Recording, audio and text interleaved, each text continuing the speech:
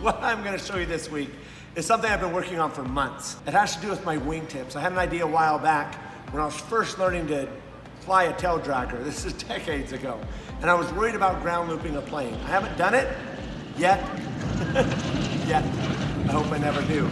But I've watched a lot of people live actually ground loop their plane, hit their wingtip, skid around, and I thought to myself, man, if I could just catch that wing and maybe lift 50 or 100 pounds of pressure, I could stop that ground loop. I mean, it just happens so slow. Sometimes there isn't damage, but unfortunately, most of the time when that wing hits, there's a shock load force that goes through the spar. It usually bends the aileron, bends the tip, when really it would take very little to stop that wing from impacting. So since I fly a backcountry plane, it's a little more radical. I go into some really fun places. I decided to try and make something I thought of a while ago. So I don't know what to call it. It's either gonna be a tip skid or a tip stinger. I think I'm gonna call it a stinger because how it turned out, it looks like a little bit of a stinger on a fish. I'm really excited about it. What I'm gonna do is build a way to take the impact of a ground loop, absorb it with suspension out of a carbon fiber and fiberglass combo, basically a leaf spring on a wingtip. The reason I'm doing it this way is I want to transfer the energy of the impact from out at the back of the wing where it wants to twist the wing, and I want to transfer it into the center of the wing so the load is where the wing is designed to take it, and up towards the front of the spar and give it 14, 16 inches of travel and maybe be able to absorb about 600 to 800 pounds of impact before you can even get to touching your wing. Now, where I got this idea was reading up on some really old warbirds and aircraft from back prior to runways. Someone had this idea first, it always comes up. I just thought maybe I could modernize it.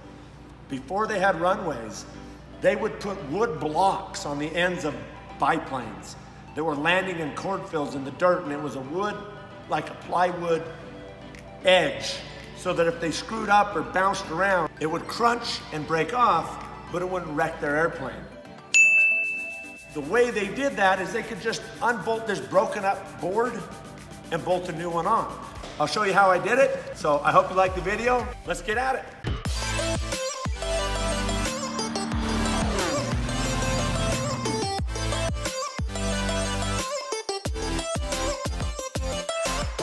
There's my starting block of aluminum.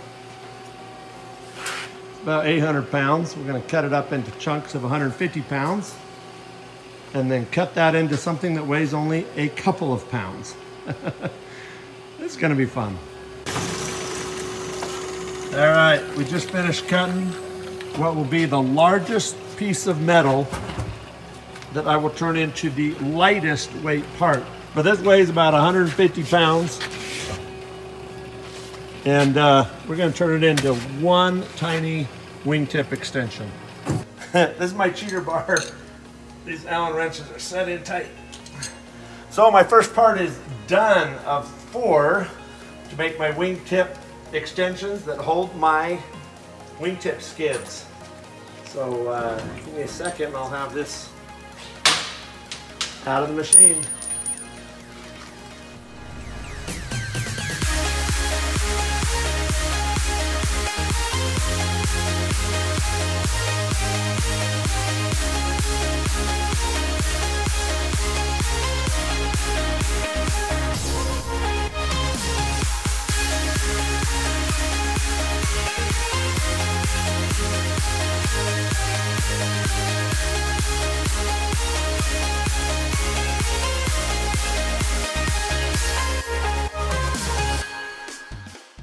All right, so I got the last of 4 big parts. I'm really excited because these parts actually had about 40 hours of machine runtime and 6 setups per part of flipping, twisting, changing.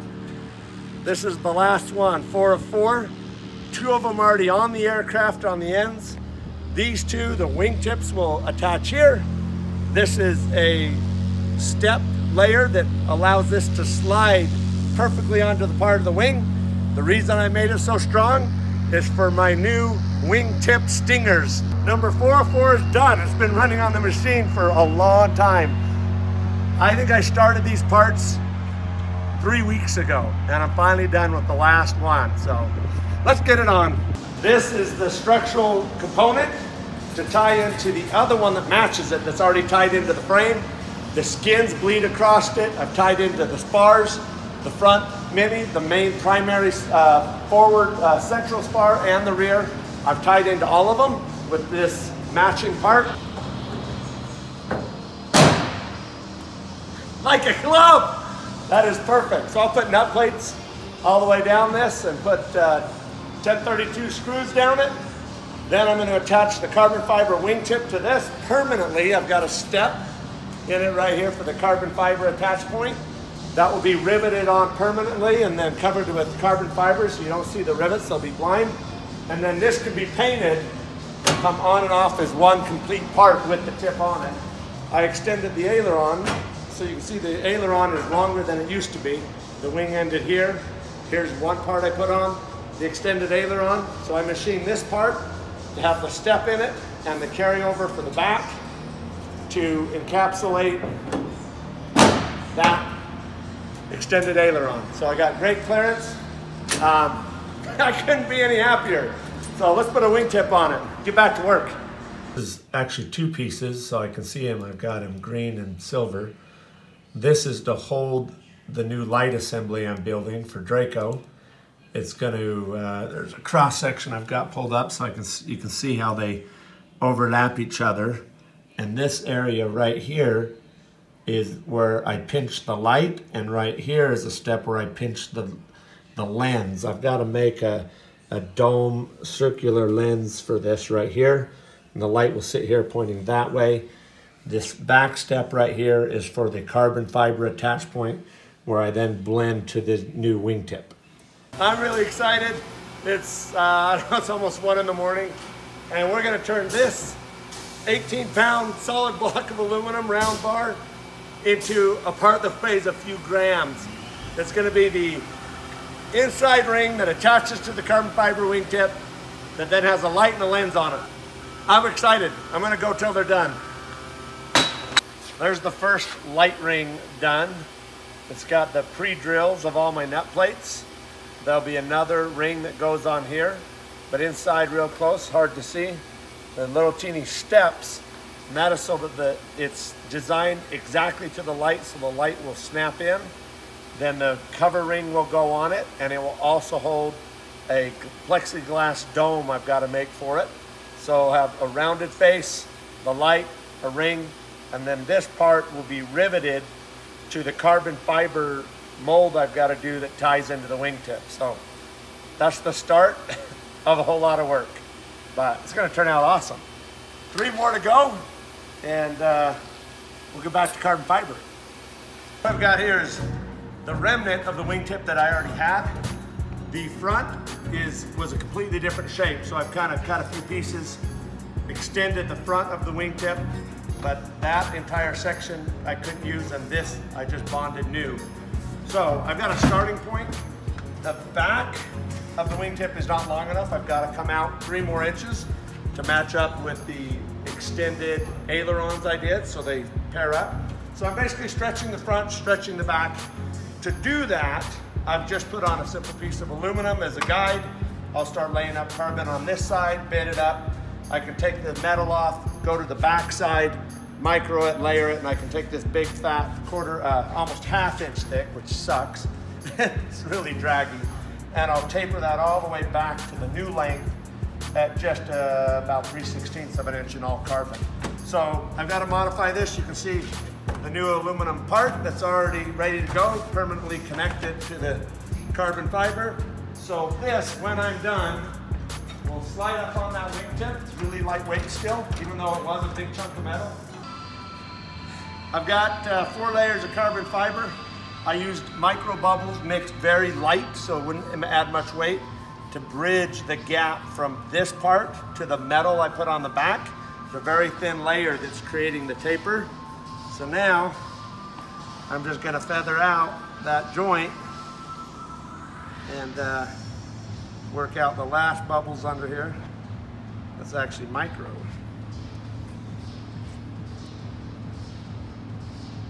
Smoothed out, I'll put some pill ply on it. I'll finish working it a few more times. I'm not gonna bag this part just for a little extension. If I get this pill ply on it and I squeegee out all the resin possible, it's gonna be really strong and I'll just let it naturally cure. So I got about 5 more minutes of working it. I got a little bubble here I gotta work out. I'll get that cleaned out and we'll be done. Be ready to do the other side tomorrow morning. Here's how we're doing this. I've got my new metal frame, aluminum frames in here. I've got the old wingtips.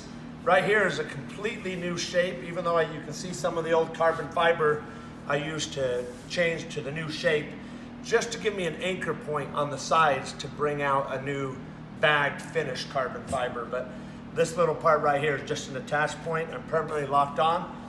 These are my light rings, and they kind of look funny sticking out here now, but this is where we'll see if I have any artistic ability at all. What I've done is I've anchored them. They're locked on solid, so the lights are fixed.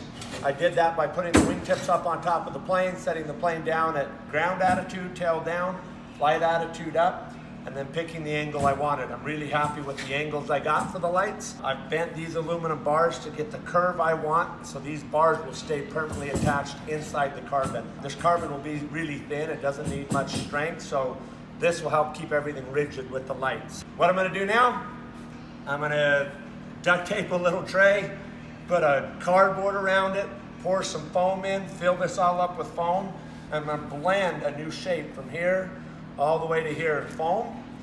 Then I'll make a part on it, I'll pull the part off, take out the foam, and cut out whatever excess carbon fiber is inside here that isn't the correct shape, and then I'll bond that back on. So that's the process. It's gonna take a while. This is my project for the day through the night. Back to work, foam and carbon. This is the starting point, foam just sticking out everywhere. Hopefully I don't stand too far or cut too much. Hacksaw on a blade works really good to trim it down. You can take off big chunks in a hurry. Cheese grater type tool, flexible sander, hard sander, block, and of course by hand. So I'll use all of those and I'll see if I can make this blend and look cool. Back to work.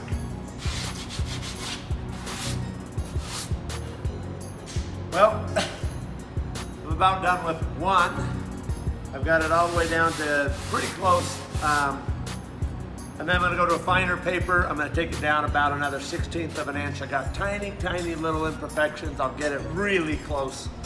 Lay up some carbon, and then we'll do the fine tuning. And I should only need a fraction of micro to fill in. Turned out really good. It really blended nice, so I'm pretty happy about that. Anyway, to the next one. It's finally dry enough to go put on the plane, so it's so close. So I got both my wingtips done. This is like the most rewarding part when you finish paint, is just peeling off the tape. I don't know what it is. There's something that feels good about that. I've made a new design for my wingtip. I'll tell you why. Wilgas are notorious for being ground looped. A bunch of them get done. This one's had it twice. Not by me yet. If you haven't flown a Wilga, it may not make sense, but it has a thing that's known in the Wilga world as the Wilga walk.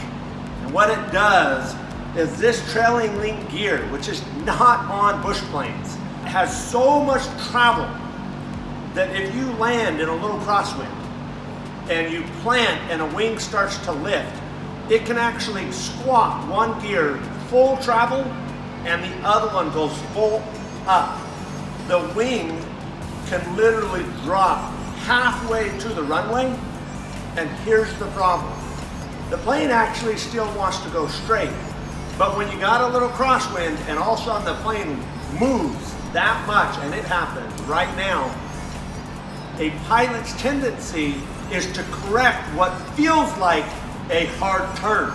You feel like you induced a ground loop when in fact, usually you haven't. It's hard to differentiate the difference if you're not familiar with the wing walking way down and your body falling out of your seat uncoordinated Whether that's you slipping your tail out and the wing took a hold of you, which may have been what dipped the wing, or if you're still in fact going straight. And so the instinctive reaction is to do what you should, which is run your feet. But oftentimes that plane may still be perfectly straight and the Wilga walk has begun. And the pilot starts to chase this walking wing that starts to go back and forth. It's like overcorrecting a shopping cart that you're pushing the wrong direction as fast as you can backwards. It goes all over the place. And so you get the already problem child of a tail dragger massively amplified by this huge movement of this suspension. And people tend to self-induce a ground loop in a Wilga. So it's something to be really aware of if you ever get one. That is why I decided to create something I thought about back when I was learning tail draggers way back, and I finally went ahead and engineered it, designed it. I'm putting it on this plane. May I never ground loop this bird, but if I do, hopefully I won't hurt it or at all, and maybe if I do, not as bad. So let's show you what I did. I've got the fiberglass ready to go. Now I got to put on this Chinese finger torture carbon fiber over it. The fiberglass is all stranded the same direction for flex the way it's going to impact if I ever ground loop my aircraft. But the carbon fiber is to help take side loading or any fracture sideways. So we want both. So I'm going to do a couple layers of this and bag it up, but it's going to take me a few minutes to get this on and another set of hands. Just in case I do screw up and I ground loop my plane, typically when it happens, and you've seen videos online all the time. Pilots don't get hurt in ground loops, but us guys do.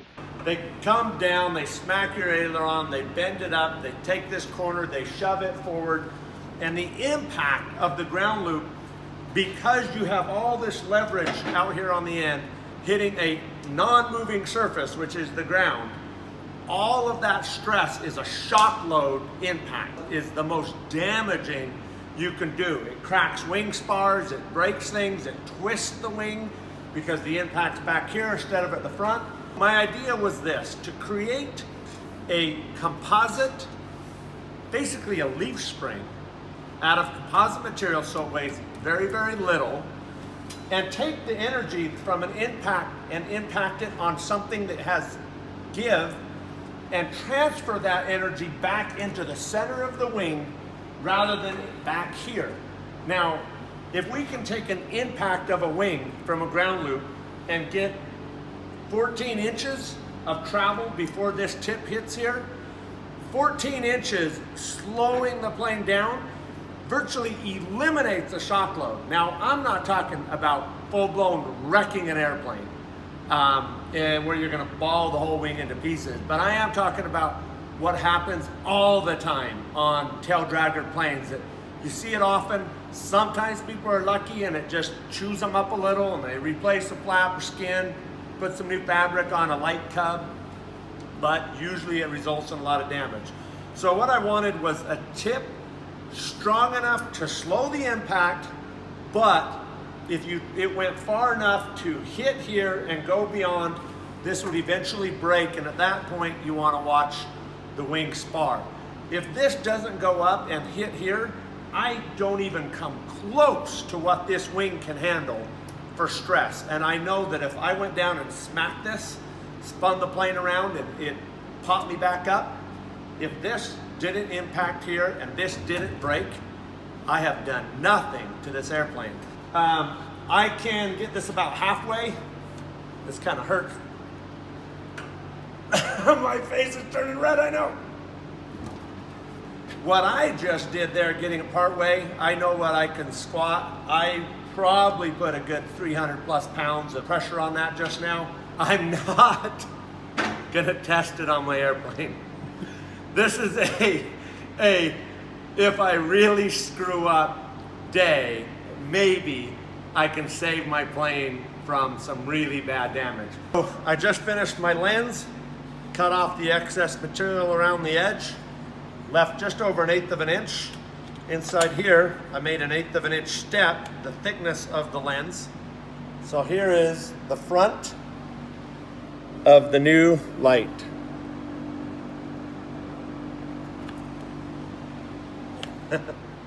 Let's get it installed. I just put the wingtip on for the very last time. It's done. I just got to put screws in it. You know, putting it on, it's such a tight fit when it's a machined billet part to another machined billet part.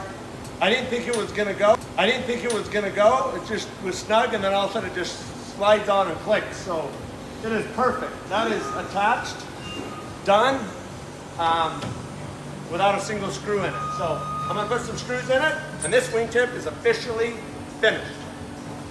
All right, guys, I got a bunch of comments on the last couple of videos, and even personal messages. I love it. Thank you guys. It's so much fun.